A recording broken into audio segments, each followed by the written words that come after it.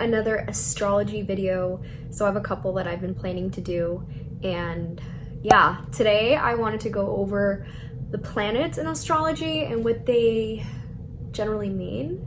So to begin with, just so you could have an idea as to why I am talking about this and why it's important to know about the planets. Each planet and zodiac sign is naturally associated with the house that most corresponds to its archetype. And it's also important to consider that each of the zodiac signs has a natural planet leader and a traditional planet leader. For example, for Aries, the natural ruler is Mars. For Taurus, the natural ruler is Venus. For Gemini, the natural ruler is Mercury.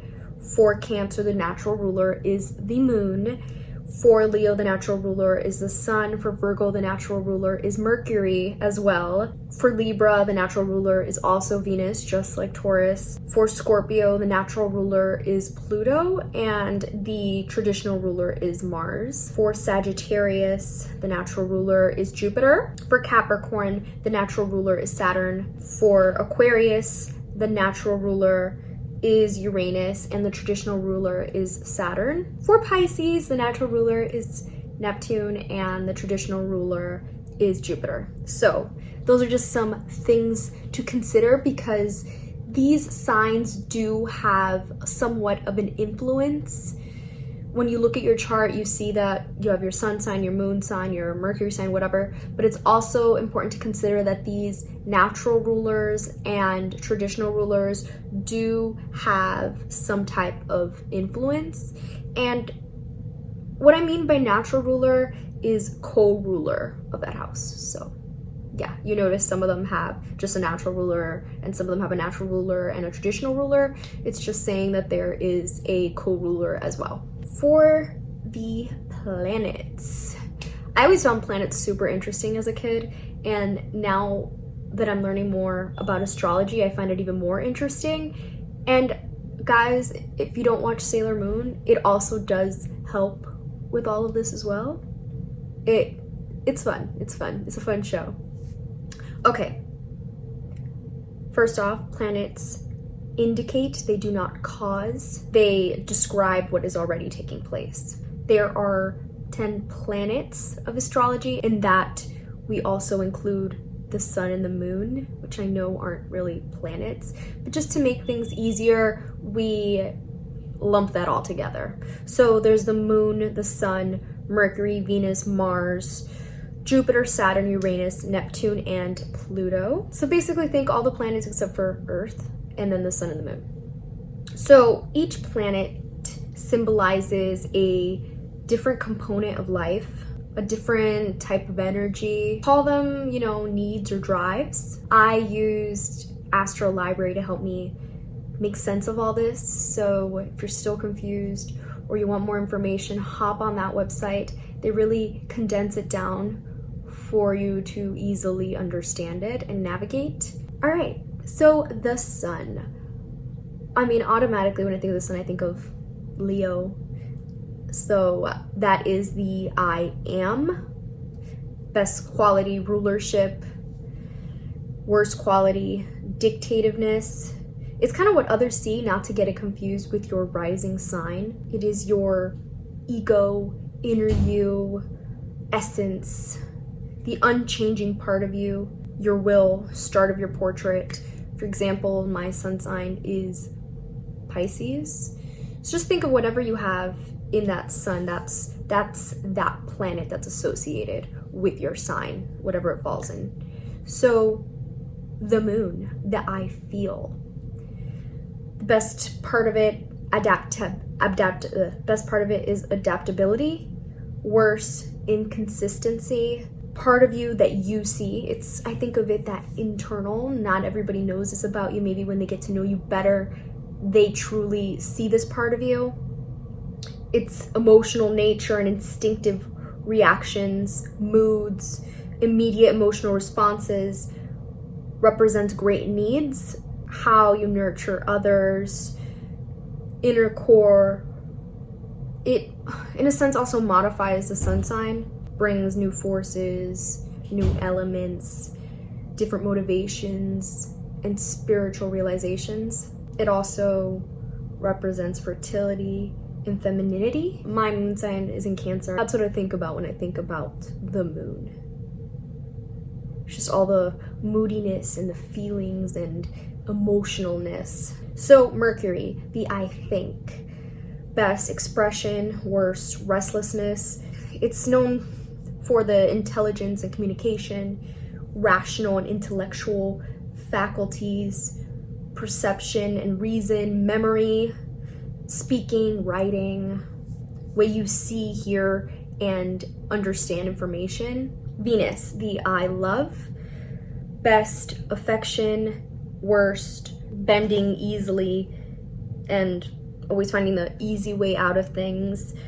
So what's associated with Venus? Of course, love, pleasure, beauty, especially when it comes to expressing affection and joy, sex appeal, capacity to attract and appreciate things, love affairs, the arts, affection, harmony, friendship, qualities used to attract lovers.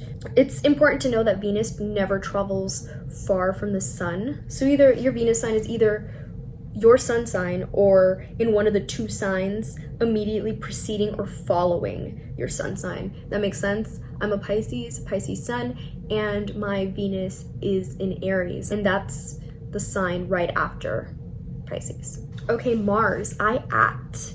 Best initiative, worst harshness. If you watch Sailor Moon, I mean, you see Sailor Moon, you see Sailor Mars, Sailor Mercury, and it matches up really well. You see the good and the bad. Conflict, aggression, war, physical energy, sex drive, forcefulness, heated passion behind the actual action, type of man that you attract. Very interesting indeed. Yeah.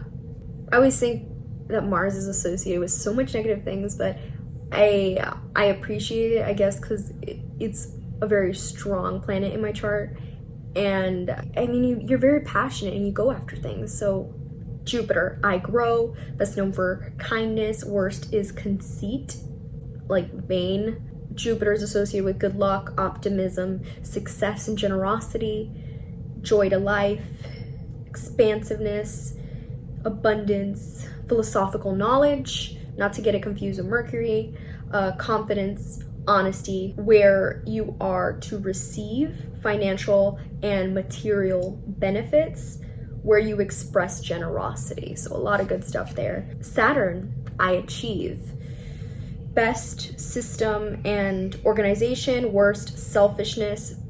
This is associated with principles of limitation, restrictions, boundaries, safety, practicality, reality, seriousness and structures, laws by society, karma, ambition, career, authority, hierarchy, sense of duty, discipline, responsibility, physical and emotional endurance, area where you feel shame, where you have lessons to learn essentially, also where hard work will lead to long-lasting success. Uranus, I evolve. Best originality, worst rebellion. Sudden flashes of insight, moments of revelation, spurts of creativity, technology, speeds up the mind, originality, versatility, independence, demand for freedom. Neptune, the I dream. Think of, Pisces. Well, Neptune is a very dreamy planet. Best idealism, worst vagueness, lose self in other realms, dissolves life's patterns in order to teach new meanings in quest for universal wisdom.